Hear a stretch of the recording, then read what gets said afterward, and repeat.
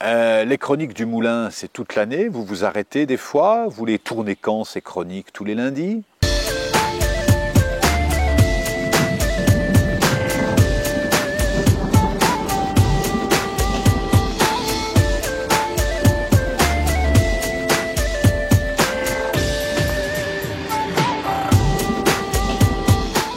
Bonjour et bienvenue pour cette chronique du Moulin qui sera la dernière chronique du Moulin de la saison. C'est une chronique un peu particulière de la saison, hein, j'ai dit. J'ai pas dit la dernière chronique du Moulin.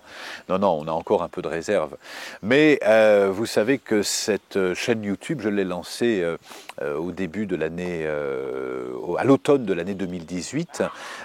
J'étais assez peu présent sur Internet et j'ai décidé d'utiliser. Je donne beaucoup de conférences, je donne beaucoup de stages, j'écris des livres.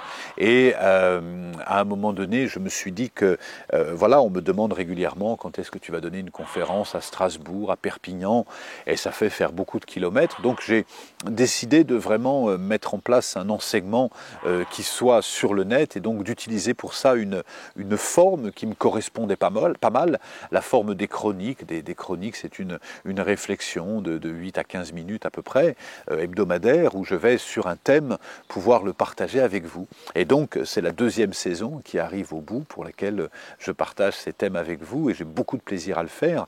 Les thèmes, ils me viennent spontanément, et puis j'aime demander aussi à mon public, à ma communauté plutôt, puisque ça marche dans les deux sens, à ma communauté de partager les thèmes qui tiennent à cœur. Donc régulièrement, nous recevons en commentaire, tiens, si vous parliez de tel sujet, et comme cette chronique est la dernière de la saison, eh ben, je vous invite à vous lâcher au niveau des commentaires pour nous indiquer tous les thèmes que vous souhaitez voir évoqués, puisque quand nous allons continuer le tournage, nous allons nous inspirer de tous les commentaires que vous allez laisser à la suite de cette vidéo. Par rapport au thème, soyez certains que je n'ai pour ma part pas de thème de prédilection, que j'ai pas de tabou. Ça me semble, dernièrement j'ai été invité alors que je donne beaucoup d'enseignements sur la spiritualité, et puis je me suis retrouvé un jour sur RMC avec mon amie Brigitte Lahaye, et les questions du public portaient sur la sodomie, sur la fellation. Je m'étais trouvé très surpris à répondre sur ces thèmes.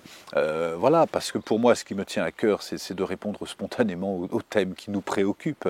Et des fois, je n'imagine pas toujours ce qui peut préoccuper les uns et les autres, mais par contre, ce qui me tient à cœur, c'est de pouvoir évoquer tous les thèmes qui vous tiennent à cœur. Comme je le dis au début, il n'y a pas de différence entre la vie matérielle et la vie spirituelle. Et je crois que le fait de pouvoir évoquer tous les thèmes sans séparer spiritualité, matérialité, de pouvoir simplement parler comme on pourrait le faire entre amis, c'est en tout cas l'intention que je pose. Donc je vous invite en commentaire à nous indiquer tous les thèmes qui vous tiennent à cœur. Merci de votre présence, merci de votre fidélité. La chaîne YouTube atteignait près de 40 000 abonnés en fin de première année. Là aujourd'hui, dans cette deuxième année, nous avons monté en flèche, et ça c'est grâce à vous, c'est grâce à votre fidélité.